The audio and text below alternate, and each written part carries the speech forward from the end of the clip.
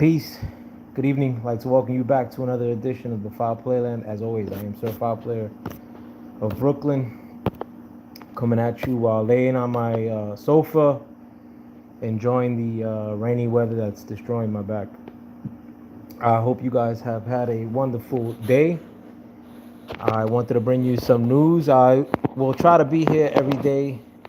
So, most days I'm going to try to come in the morning, but nevertheless, I'm gonna make it my a real effort to try to come here and talk world news with you guys, um, and try to sort these things out together as best we could.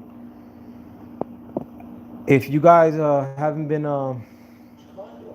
privy to what's happening this past week with the Iran-Israeli war that could potentially be breaking out, there's been strikes, missile strikes, drone strikes from both countries onto each other, respectively.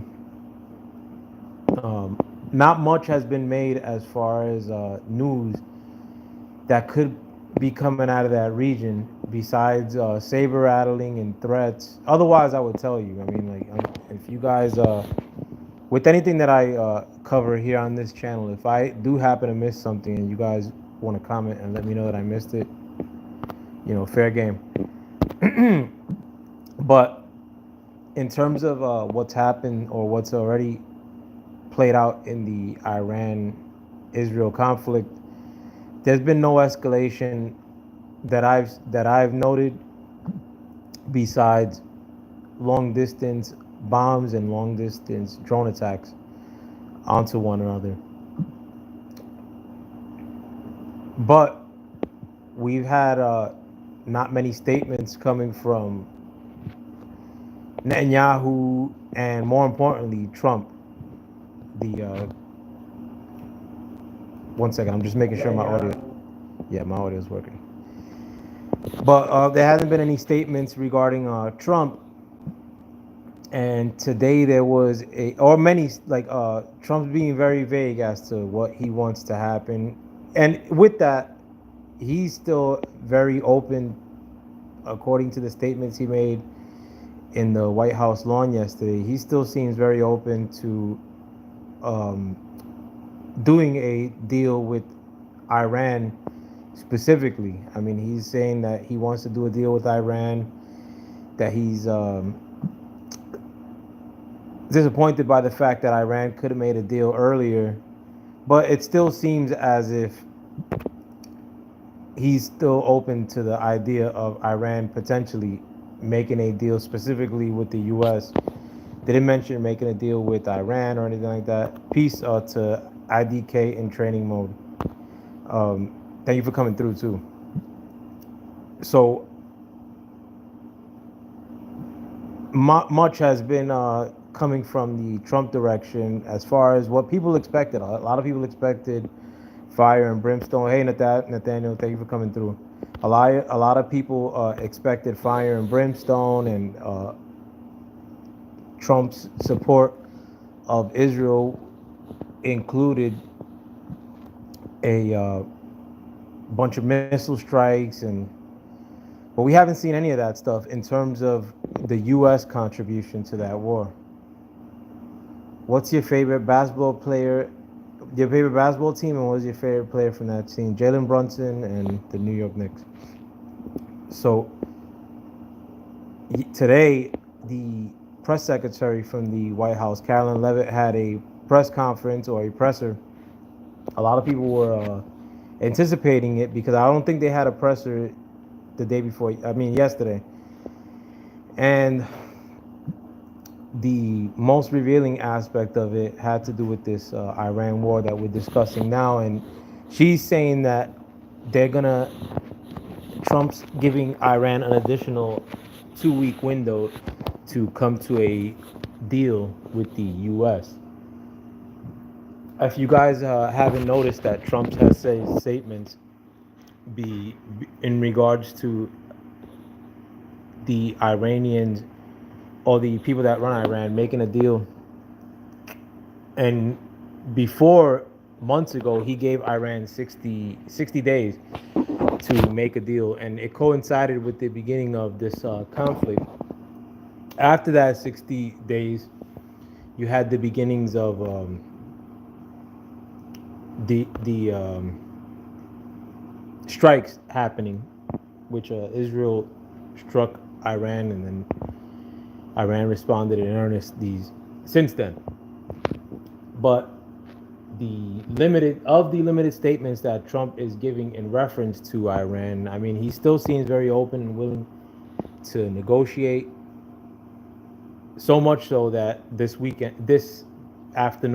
afternoon, his press secretary mentioned the extension of a 2 week negotiation that they hope to have between the U.S. and Iran. So, if I remember anything, I'll bring it up. But the main thing I want to talk about today is a story that I touched on yesterday. And I have a lot of cats here in my house, and usually, like when I clean the cat litters and whatnot, I have YouTube stuff that I play in the background so I could, have my hands free and listen to white noise. So just out of curiosity, uh, I did a YouTube search of the story that I covered yesterday, which was regarding the revelation that Kash Patel had uncovered, I guess, the head of the FBI, the newly appointed head of the FBI, Kash Patel, had uncovered an investigation that was being partaken by the intelligence agencies in America regarding the threat of Chinese nationals voting in the American election. There was apparently a scheme that was being evolved in which Chinese nationals would acquire U.S. driver's licenses and vote in the U.S. 2020 election. And according to the report, the edge was given to Joe Biden, that these people were planning amongst each other and in doing so were hoping to improve the chances of Joe Biden winning the 2020 election. And if you guys don't know, Joe Biden did win the 2020 election. He actually had the most votes in the history of U.S. presidential elections. And there's many strange things regarding this election. It's something that I always hearken to. And again, on this platform that I'm on right now, maybe there are stories that are coming out. But right before I did this live stream, I did a search, and I filtered it by upload dates as far as trying to see which stories would come up most recently on YouTube regarding the very topic that I'm covering now, which has to do with China trying to engineer the U.S. elections in 2020. I can't see your chat, Cat, because it's on your logo. Where are you from? I'm from New York City, but I actually live in New Jersey at this current juncture, Nathaniel. But prior to doing my stream right now, I looked to see if there's any stories that would cover such a salacious topic, pretty much proof that there was an investigation leading into the 2020 election, that a scheme was underway, which was producing driver's licenses, U.S. driver's license or IDs, and then giving those IDs to Chinese nationals that were in America in order for them to vote.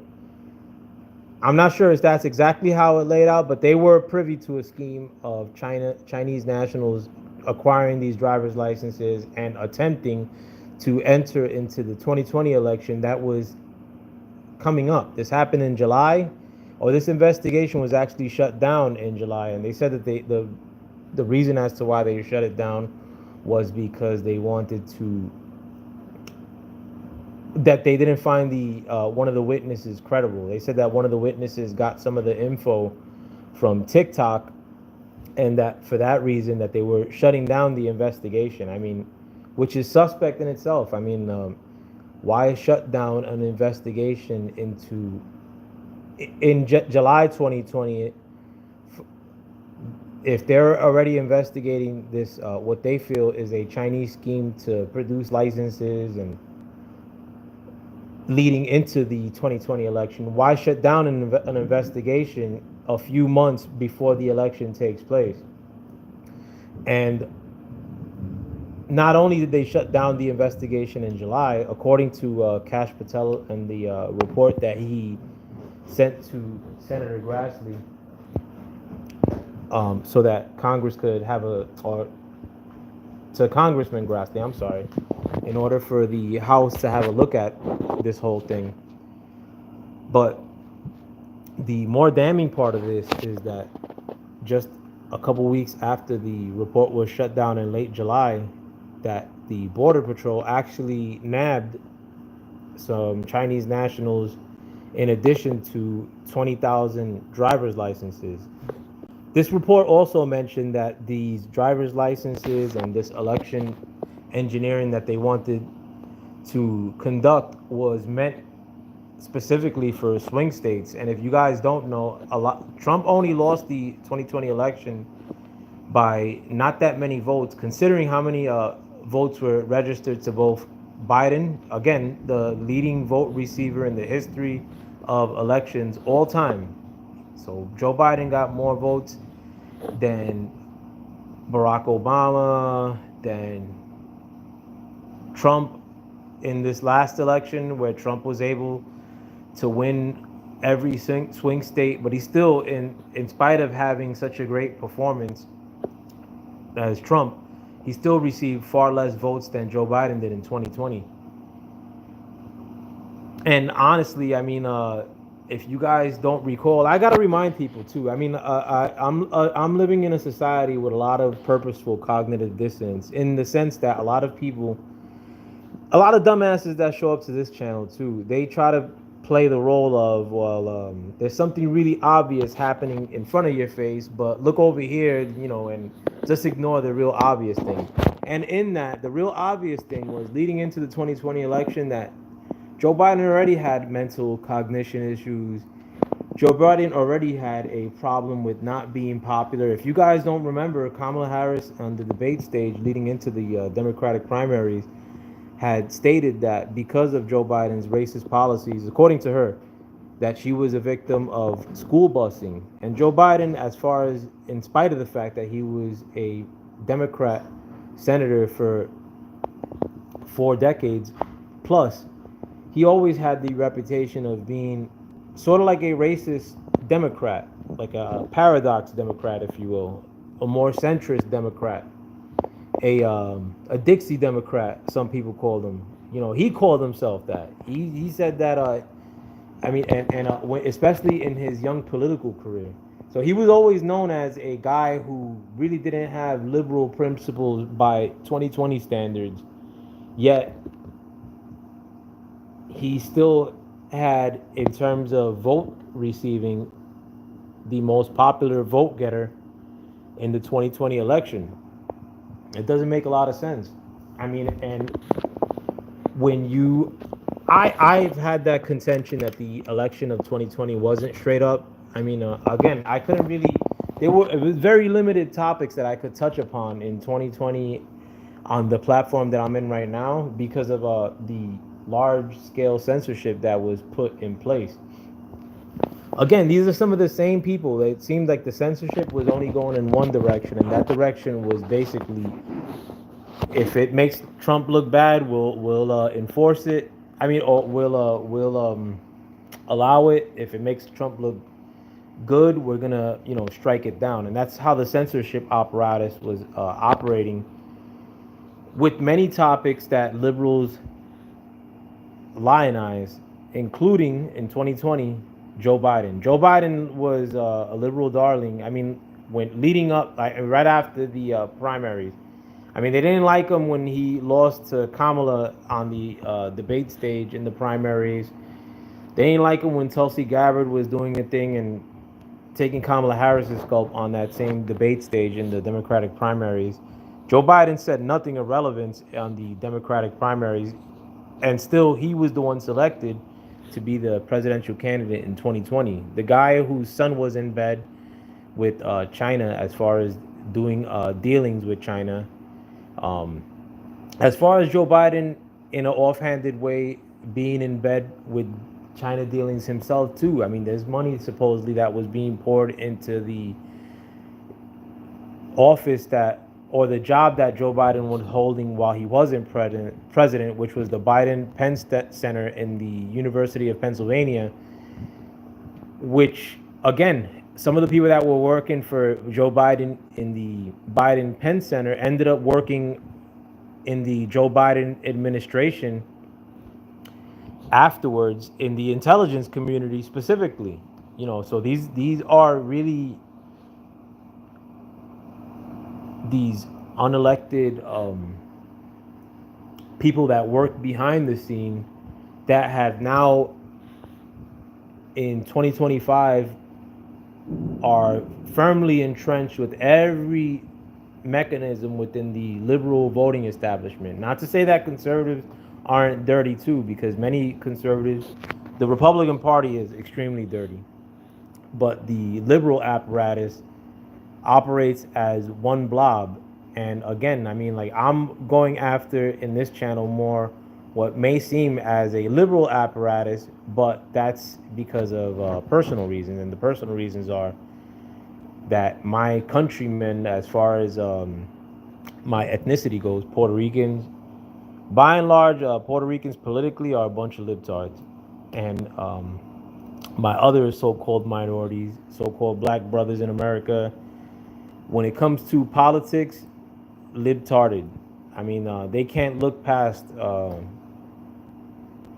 the fog of what they feel is racisms that's not attributed to the liberal party, or that may be attributed to the conservative party, and that's it. That'll be their political philosophy into the end of time. Just bad reactionary, loudly disgruntled, politics. That's my so-called minorities. Our specialty is just that. I'm not bashing us necessarily. I mean, we're the victims of shitty school systems, living in the hood.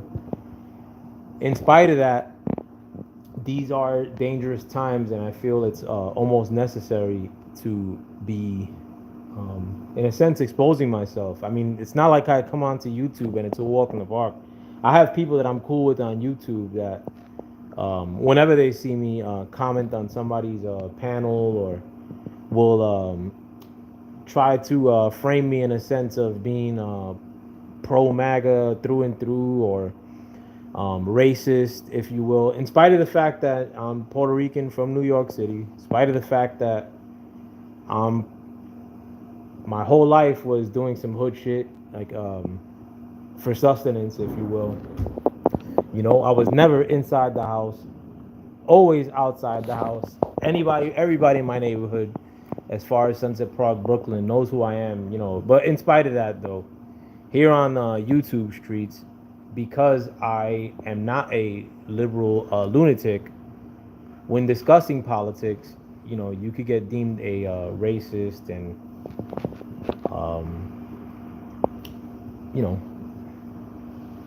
or people will cheer on your censoring, if you will. So I mean, and I there's a lot of topics that happened from 2020 till this date now, i.e., the jab, COVID, but the 2020 election was one in which I knew since the election took place. I mean, I went to the polls. There weren't a mass amount of people there, riveted up in order to have the highest number of votes registered in the history of our elections.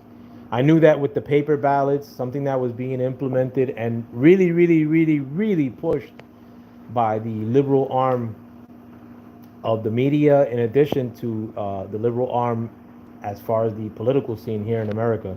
They were really gung-ho about pushing paper ballots leading into the 2020 election, and I that just struck me as I knew they were gonna try to get up to some funkiness. My expectation then was that Trump was still the president, and that maybe he was gonna do something to try to stop that operation. But as far as allowing um, the paper ballots and all the bad things that could have been attributed to them, as far as insofar as that there's a capacity for them to be used for illicit purposes, i.e., cheating. But in a sense, I mean, I've survived. Like, I thought the country was doomed when Biden took office, and in a sense, the country is not in a great place. But there's a big part of me that almost thinks that this sort of had to happen, like for America to see what would happen if liberals were allowed to take the reins through and through, and they sort of did, like since 2021 till 2024, mass migration, the political violence that the liberals bake into the political system. Again, liberal political violence is accepted. It's baked into the cake. Whereas something that may be deemed as conservative violence is to be painted in a brush of to make to look as bad as possible. I already know like what system that I'm operating in as far as discussing things like this. But a large part of me sort of thinks that we had to get to this point in order for people to sort of wake up. And it's not like everybody woke up throughout the Biden presidency. It's not like a lot of people who may have been tentative about receiving a jab, let's say, were where that would be their wake up point. I mean, or like as it was happening, but now in the twilight of the Biden presidency, where we're seeing all these things that the liberals were so gun ho about, as far as opening of the border, as far as allowing for rampant crime in all of the American major cities. These things, if they were popular in 2021, are farly unpopular today. And there's some people that, no matter what, aren't really going to wake up and get with what's beneficial to America. I mean, a lot of people are, frankly, aiming for what makes Trump look bad. And in 2025, I mean, it's best to just ignore people, that are emotional. And hate for Trump is an emotion that a lot of liberals feel. And when they try to bring points from the perspective of just being a Trump hater, I mean, sometimes it's best like just to ignore and not even speak to people. But little by little, I mean, more and more people are starting to notice that something just doesn't smell right. Like, let me see, sir, why are you obsessed with liberals? Boxing scholar, my brother, you are obsessed with Trump in a large way. I'm not obsessed with liberals. I could talk crap about liberals though. And unfortunately, with liberals like yourself, or when a criticism of Joe Biden is basically equivalent to somebody being racist. My brother right here, boxing scholar. I try to. I was just speaking earlier about a lot of times when you, not you specifically. Oh yeah, you're obsessed with Trump, my brother, boxing scholar, through and through. But at times when, for instance, I was saying earlier, boxing scholar, like when I try to discuss political things on panels and whatnot, not yours specifically, but or if I try to comment on a lot of regular channels, I'm not gonna name names, but the I'll have people that don't even make content at times, like framing me like, oh, that's foul play is like one of them MAGA people, you know what I'm saying? Or like they'll try, or at times I think I discussed with you in the past, like, you know, I was trying to discuss regular politics and in a set, like, you know, because I'm being anti-liberal, like brothers like yourself will try to look at that and say that it's a racist undertone that's within me. You know what I'm saying? Meanwhile, I'm from from Brooklyn through and through. I'm not MAGA one bit. I'm from Brooklyn through and through. Went to only hood schools my whole life.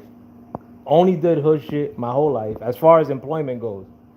Um, Up until I was 19, I never held a job, and I always had bread. To put it plainly, um, cap. I mean, I've been to my street, bro. Like, and everybody in Sunset Park, Brooklyn, knows who the fuck I am. You know what I'm saying? And I'm not saying that I'm the Mr. Goonie, not one bit. But I was always outside with it. Unless it was allergy season, I was always a hood figure, if you will. Just because I speak nicely, I mean, I doesn't mean that I've always spoken in the same capacity that I do now. Like pretty much try to use diction, but in spite of the fact that I came up hood, both my parents are hood. I have two brothers in jail at this current juncture.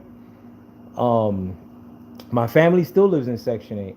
You know, when you discuss certain political things on YouTube with people that aren't like really up on game or shit liberals, honestly, like they'll try to frame it as if just because you're criticizing liberals that you're doing it because you're supportive of Trump and because shit liberals all believe that Trump is a racist out and out, that you're also, because you're criticizing liberal perspectives, that you're also a racist in a sense. And you know, I can't really, at the end of the day, I know a lot of that stuff comes from emotional people. And again, hating on Trump, hate is an emotion, you know, like, and sometimes it's hard to um have regular discussions with people if they're just on some just straight up hating, you know what I'm saying? Not on me, like, but hating on, you know, what they think I'm representing because I'm being critical of liberals. What's good? My bad, Brian. What's hood? We have to do.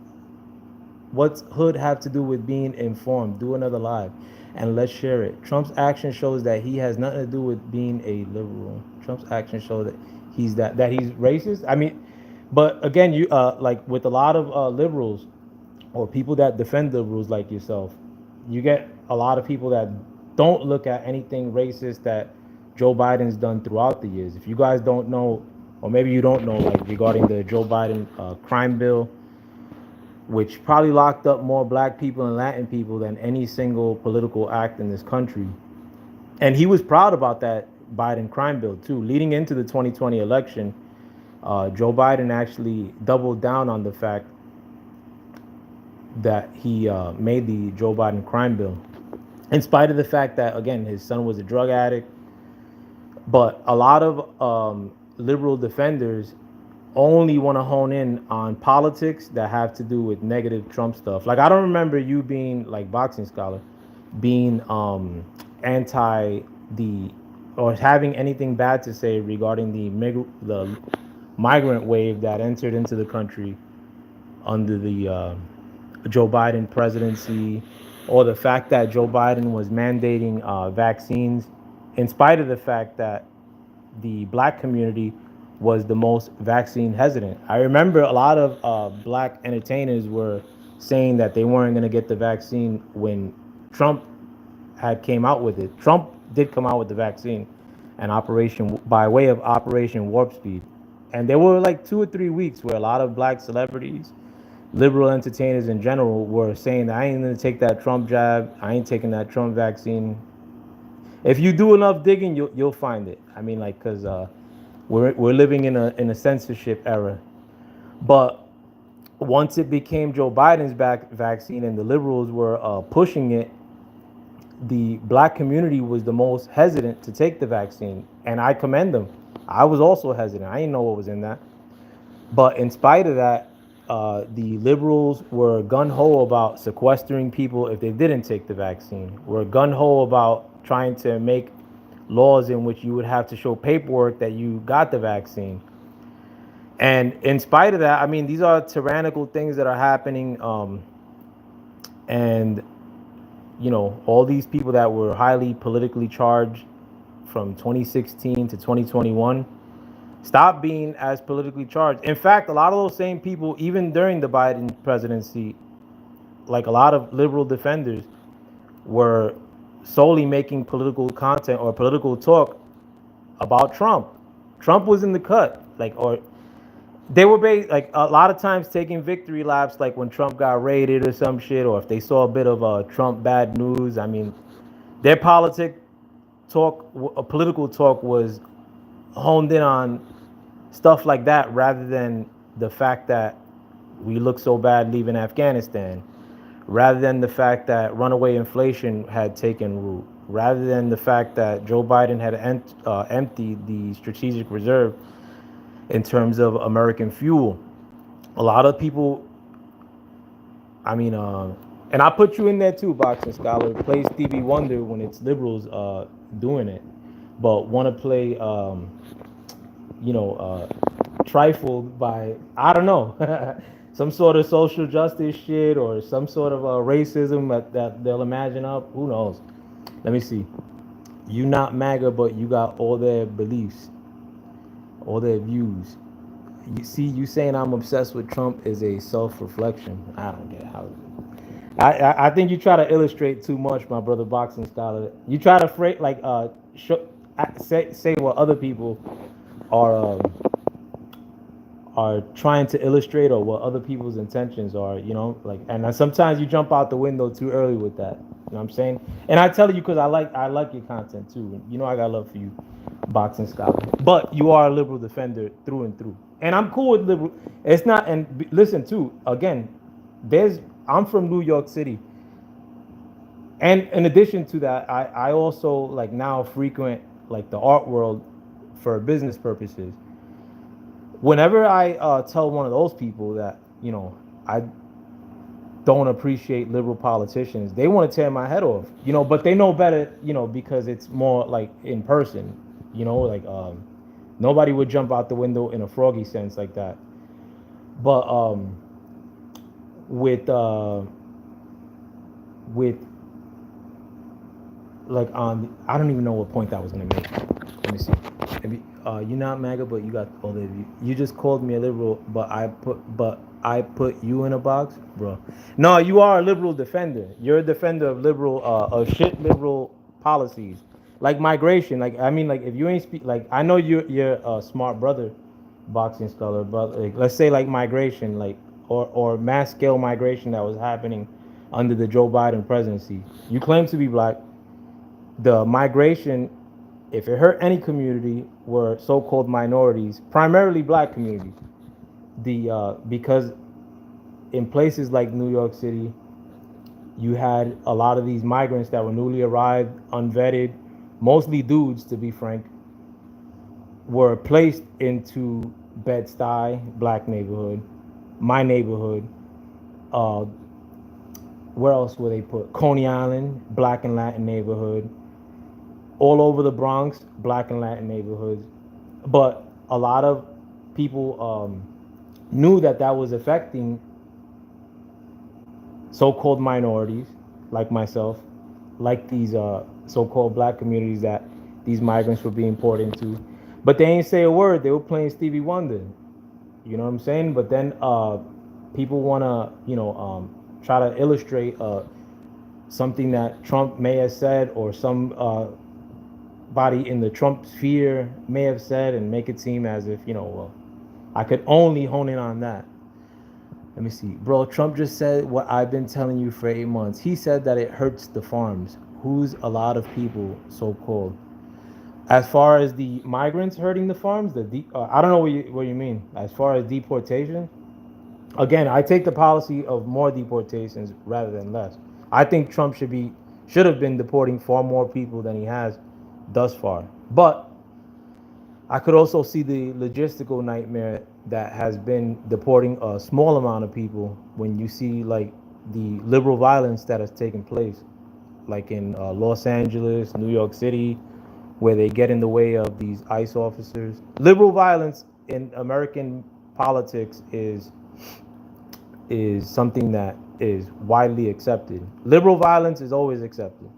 You know, they always try to reason as to why it's happening, whereas anything that may be considered conservative, um, crime of any variety is always painted as if it's some mob scheme that's happening with a bunch of racists around the table, and it's crazy.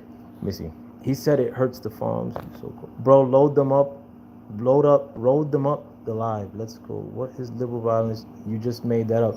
Liberal violence in terms of like with the Los Angeles protests that were happening last weekend, where you had people burning up cars, um, chucking shit at the ICE officers and the police officers in Los Angeles. And that's severely underreported because of where it's happening in California. But um, you also had the protests that were taking place throughout 2020 when they were tearing shit up. A lot of times that wasn't considered violent. And I've seen that stuff firsthand in 2020.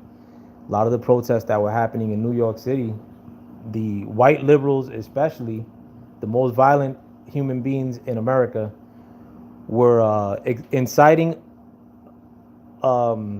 useless idiots that were there. I'm not going to call out races, but they were also um, tearing shit up too in a major way. What is liberal violence? You just made that up because it doesn't exist. That's something a shit liberal would say, though, my brother boxing scholar. Like that liberal violence doesn't exist. You bugging. The KKK it was a democratic organization too. And well, I mean, they wouldn't consider themselves liberal by today's standards, but there's liberal violence is happening all the time. In fact, if you were to get if some of these discussions which I'm having right now, or some of the things I'm saying right now, should I be saying it in front of liberals that don't know me?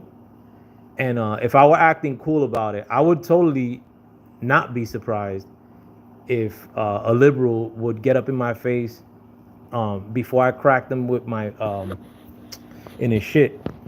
But it's baked into the cake. And again, too, I'm a student like you, boxing scholar. I'm actually going to school as we speak myself, and I'm to put it plainly, I mean that's all shit liberals, and you can't even have discussions amongst these people because motherfuckers like yelling. Um, they wouldn't get like, I mean, they don't do that stuff to me. I just pretty much refrain, if anything. You just run with talking points. Can you see the world outside of liberal? My brother, I live in a world like through and through. I'm actually maybe going to liberal ass New York City this evening. I live outside of the internet, unlike many of the people that we frequent with, my brother. Like the and I'm very as far as having what you may feel might be conservative talking points.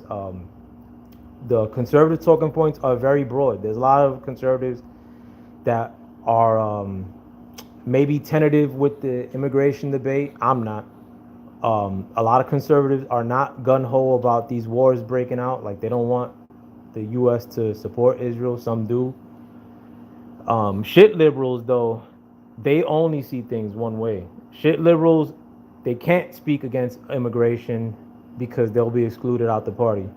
They can't say, well, Trump may be doing something that's okay because automatically that's them endorsing a racist. See, like, so you can't get. It's very hard to even get conversations going with liberals, and even in the YouTube streets. You know what I'm saying? Like, as far and I don't consider a lot of the people that we frequent liberals, but they are defenders of liberal in a major way. You know, I get called Puerto Rican. Uh, People talking shit about PR, like when it came to that comedian saying a joke, they ran with that shit for like a month. Oh, you must be, you must not like Puerto Rico. Like they'll throw it up in your face. You know what I'm saying? Like, but like I don't see many like conservative brothers, throwing it in liberals' faces as often. I'm probably the only of all the channels that I frequent, as far as from the post black boxing world like myself. Like again, I came onto YouTube many almost a decade ago, and it was only to frequent channels that were reporting on black boxers because they weren't being reported on enough in the Floyd Mayweather era, probably pre Floyd Mayweather era, honestly, or during the Floyd Mayweather era. But a lot of those people, when it comes to talking politics, I know where their politics line up, and it's defending of liberals. But I pop up, I've been called everything under the sun by that same crowd just because I talk politics, and my politics don't align with, um, you know, liberal politics. The tap, let me see. Can you see the world outside of liberal? Certainly, conservative. The tapped in a box. They trapped in a box. Liberals are trapped in a box. I agree, in a major way. Like the box that unfortunately too, it's a lot of outside money um, at times that gets poured in and that gets poured into these liberal concepts when it comes to America. Like people that really want America to do bad or that root against America. And I'm not in that group, like I was in that group. I was very liberal 15 years ago, 10 years ago. But I know that that party um, got corrupted through and through, whether you look at the district attorney level in many of these cities, you look at a lot of liberal judges in all kinds of courts, whether that be federal or on a state level. Um, you look at many of these governors in liberal states, how far they've come as far as not enforcing certain election laws, like the title of my video regarding the Kash Patel investigation. But when you speak out against these things, like somebody like myself, I mean, like it's very hard because it gets turned into something else. Very very hard. But it's almost 5. I'm gonna shut this down at 5. But I'm glad you comment on here, boxing scholar as well, because I rather these be conversations way more than I prefer them to be just me babbling or getting my thoughts out. But I hope much more fanfare is given to this. Going back to the Kash Patel investigation, a lot more eyes should be looking at this thing. He did refer to Congressman Grassley. I mean, it seems as though Congress hasn't gotten up to not one thing since Trump has been in office. I mean, they were very far more expedient in approving of Joe Biden's cabinet picks, and there were many lunatics in the cabinet picks of Joe Biden. But now that we have a Republican Congress, a Republican Senate, in addition to a Republican president, a lot of the people in the respective, in the House and in the Senate, are dragging their feet. Republicans are, in trying to push Trump's agenda through. And I'm taking a wait and see approach with that as well. Like maybe Trump has something up his sleeve here shortly. I mean, and it kind of seems that way in a sense. I mean, like, because what Kash Patel regarding this investigation with China and the driver's licenses and the 2020 election, he's basically putting it out in the open that the 2020 election was indeed not a fair election.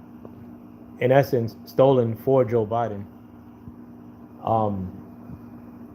If Trump is having conversations behind the scenes with these senators and congressmen, he should be putting that first. Like, listen, you guys operated as if Joe Biden had a functioning brain, even though the book Original Sin, in addition to many and more cabinet members of the Joe Biden presidency, are starting to defect and say that Joe Biden was, in fact, mentally incapacitated throughout his presidency. Even his spokesperson, Karine Jean-Pierre, his White House press secretary, is now trying to switch it up, and she now is independent rather than Democrat. And she's also alluding that Joe Biden and her didn't have much contact throughout his presidency, even though when she would get in front of these press briefings, nothing of that was said. She pretty much compromised our country by lying to the American people. But again, if there's backroom deals happening in terms of Trump with these senators, politicians, especially the Republicans, a lot of Republicans, I mean, like, they should have taken note of the condition of Joe Biden, and they had 4 years to do that. You know, Congressman Ron Johnson, the Speaker of the House, was also the Speaker of the House during the Trump presidency, and he should have been meeting with with Biden at least every week, every month. So did he not see the Joe Biden mental decay that's on display for the American people? To be continued. I mean, like, much is happening at all at once, and I really beg you guys to try to inform yourselves as much as you could. Things are gonna get hectic, but in spite of that, I still see things being very hopeful in the next coming years and months. But right now, with things being up in the air, with the migrant wave that was allowed into the country, again, I mean, according to Trump, there were 11,888 convicted murderers that were allowed into America, and most of them are unaccounted for right now.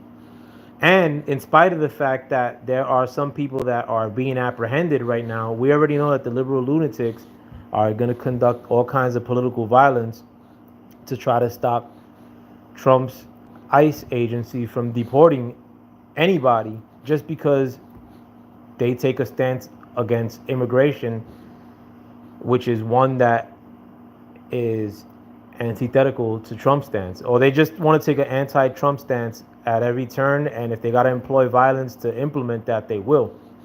So right now, I'm still taking a wait and see approach as to what may come.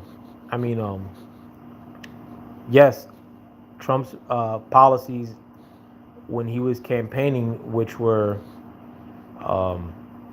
pro mass deportation, not entering into more foreign wars, it's still a wait and see approach on these things, whether he's gonna fulfill. And honestly, I mean, I think the first one that we should get underway more than anything is trying to find the bad people in this country and taking them out, especially if they weren't born here.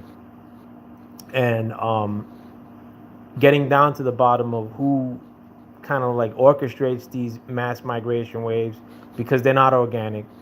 Who are the ones that orchestrate these investigations that get kiboshed, like the one that Kash Patel is suggesting to Congressman Grassley this week? You know, these are all things that where I'm taking a wait and see approach. I'm sort of hopeful, but also get anxious that things aren't happening at the rate in which are satisfactory by my standards.